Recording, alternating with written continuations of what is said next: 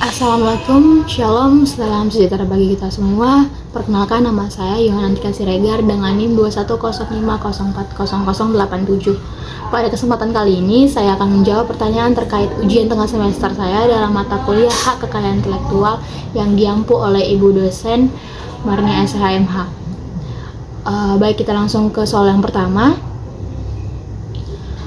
Undang-Undang Nomor 28 Tahun 2014 tentang Hak Cipta mengatur sistem hak cipta di Indonesia.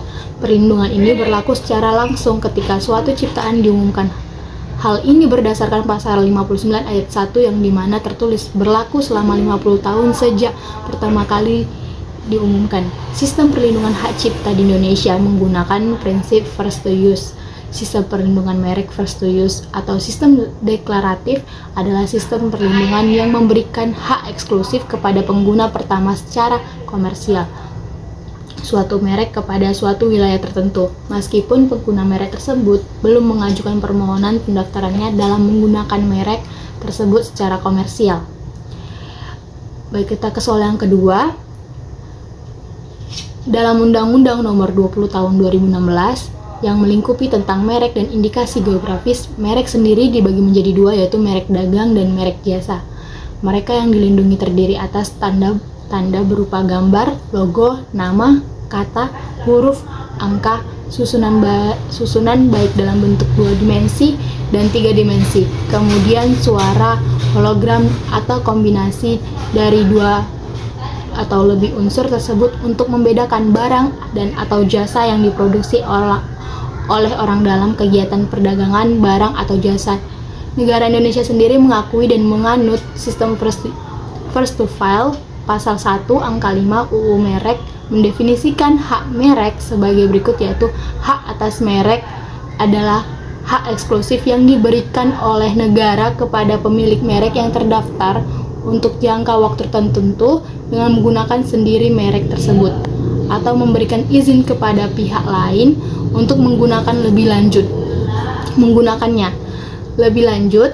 Pasal 3 Undang-Undang Merek menegaskan kembali bahwa hak atas merek diperoleh setelah merek tersebut terdaftar. Yang dimaksud dengan terdaftar di sini adalah setelah permohonan melalui proses pemeriksaan formalitas, proses pengumuman dan proses pemeriksaan substantif serta mendapatkan persetujuan menteri untuk diterbitkan sertifikat.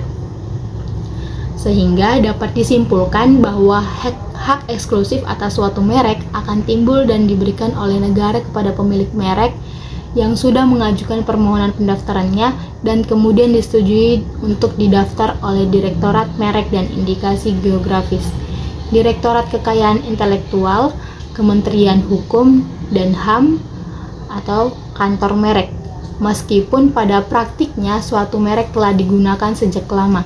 Apabila merek tersebut tidak diajukan permohonannya pada kantor merek, pengguna merek yang bersangkutan tidak dapat mengklaim sebagai pemilik yang sah dan mendapatkan perlindungan eksklusif berdasarkan Undang-Undang Merek. Atau dengan kata lain, first to file adalah pihak yang pertama kali mengajukan permohonan pendaftaran dan sudah disetujui oleh kantor merek mendapatkan hak eksklusif, yaitu hak atas merek. Baik, kita ke soal yang nomor 3. Sebelumnya, saya akan menjelaskan terlebih dahulu apa itu produser fonogram.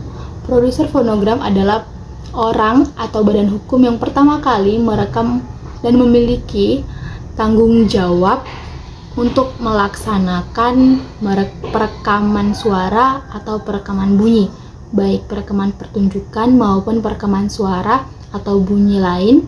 Undang-Undang Nomor 28 Tahun 2014 tentang Hak Cipta berdasarkan ketentuan pasal 30 karya pelaku pertunjukan berupa lagu yang dialihkan dan dijual hak ekonominya, maka kepemilikannya beralih kembali kepada pelaku pertunjukan dalam jangka waktu 25 tahun.